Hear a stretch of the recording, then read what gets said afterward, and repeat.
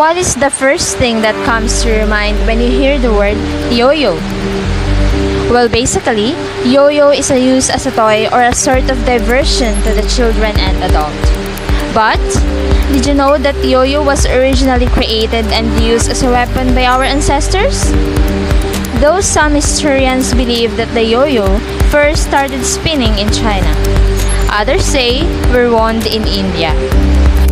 It has been believed that on 16th century, hunters in the Philippines hide up in the trees and use a rock tied to a long cord up to 20 feet in length to throw at wild animals beneath them. The weapon was able to be pulled up and thrown back down for multiple attempts at the animals. Because of the weight of the stone, the rope would get entangled in the animal's legs, which would allow the hunters to close in for a kill. But before we go deeper, let us first know where does the word yo-yo came from. Merriam-Webster's dictionary states that yo-yo was a Tagalog word which means come or return. By the early 1900s, the toy had already spread to the different parts of the world. However, it only truly became a breakaway hit because of Pedro Flores and his fascination with yo-yos. Born in Vintar, Ilocos Norte, Pedro Flores emigrated to the United States to study law. Unexpectedly, his life took a different turn, and he ended up working as a bellboy. Meanwhile, he continued to nurture his fascination with yo-yos. At that time, the predominant yo-yo design featured the string tied and knotted around the axle. While this allowed the discs to go back and forth, it severely limited the kind of tricks one could do with the toy. Flores, however, decided to come up with a different idea. Instead of simply tying the axle to the end of a string, he doubled the length of the string and looped it around the axle. This design, called the loop-slip string, allowed the yo-yo to spin with greater stability and suspension of movements. This, in turn, the player to perform a wide range of tricks that previously weren't possible. A karaoke is a sing-along system. It is a form of entertainment offered typically by bars and clubs, in which people take turns to sing a popular songs into a microphone over a pre-recorded backing tracks. A karaoke was a compact audio device that had a microphone, an amplifier speaker, cassette tape mechanisms, a microphone mixer that had features that enhanced voice, and an optional radio tuner. That's why Filipinos are very fond of karaoke machines. It is the source of entertainment. They usually go to KTV bars and sing their hearts out. The purpose of this karaoke machine is to play recorded tracks without vocals, and it is used for entertainment. This karaoke sing-along system was invented in 1975 by Roberto del Rosario. The Balisong, also known as butterfly knife, fan knife, or Batangas knife. It is a type of folding pocket knife that originated here in the Philippines. Its distinct features are two handles counter-rotating around the tang, such as that when closed, the blade is concealed within the grooves. within the grooves of the handles. A latch holds the handles together, typically mounted on the fang facing the cutting edge. The balisong is commonly used by Filipinos, especially those in the Tagalog region. It is a self-defense pocket utility knife, hollow grind balisong. Hollow grind balisongs were also used straight razors before conventional razors were available in the Philippines. In the hands of trained user, the knife blade can be brought to bear quickly using one hand.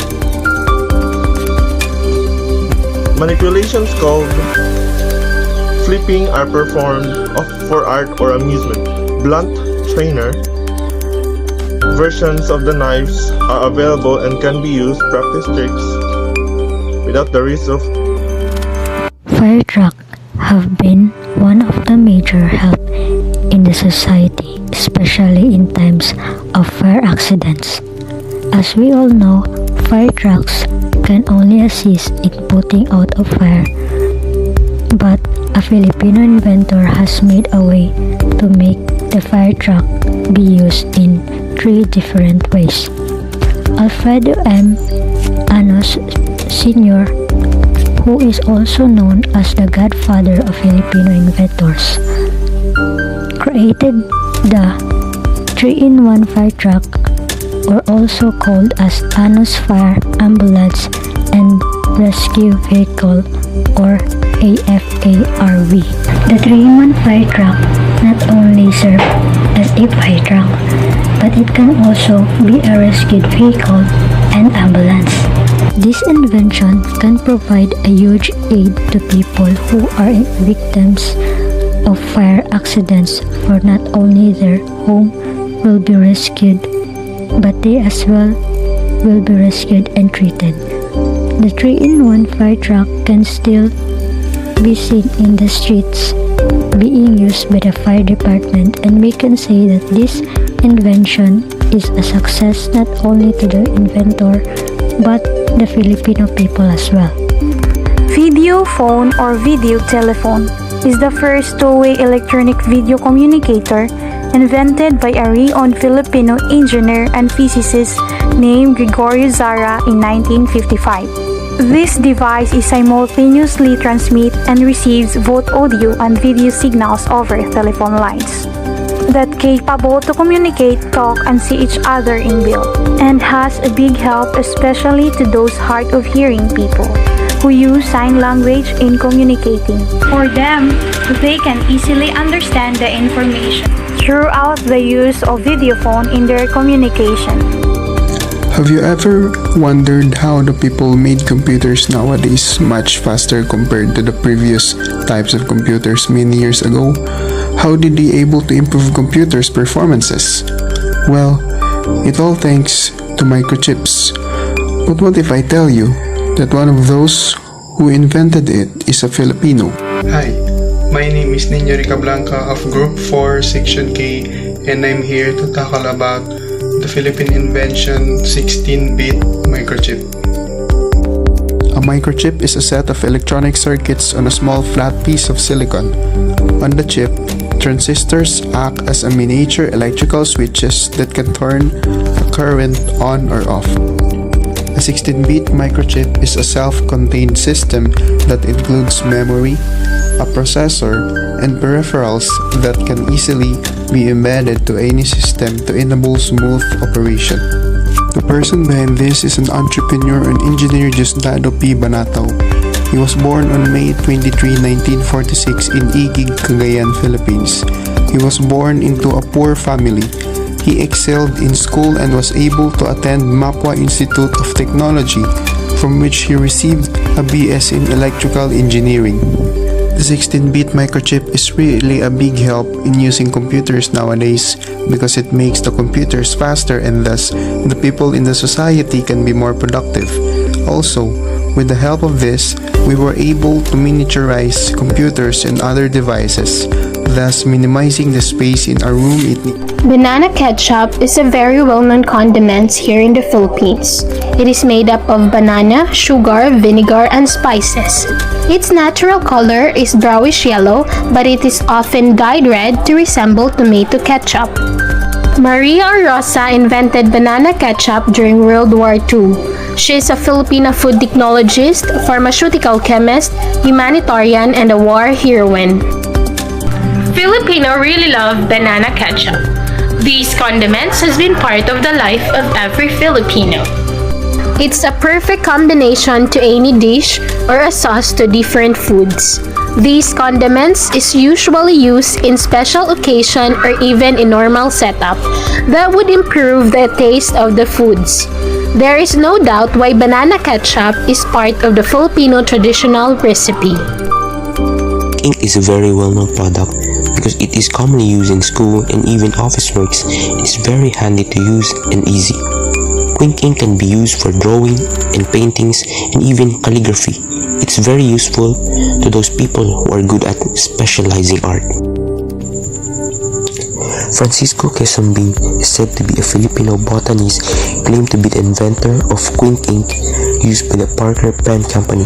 He studied in the Philippines and in the US, gaining a BSc from the University of the Philippines School of Agriculture, Los Baños in 1918 and an MSc in 1921.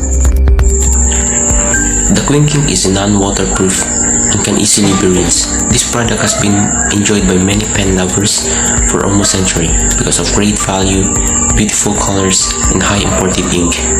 The good features of quick ink is the intensity of the ink won't fade over time and will withstand the exposure of the sunlight. Patis is one of the most important ingredients in many dishes. Patis or fish sauce has been around less than 100 years. It was discovered by Aling Tentay, also known as Ruperta David, after the Japanese occupation. Fish and salt are the main ingredients of patis. Aling Tentay used the juice of the fish fragment from the dried fish and they sell it in the market. After some modifications, patis was invented. It was registered in 1949 as a product of Tentay Food and Sauces. Its pungent saltiness has become the basis of Vietnamese anti-fish sauce, which they consume and incorporate in their market. Super Kalan is a stove that can be powered by any substance that burns.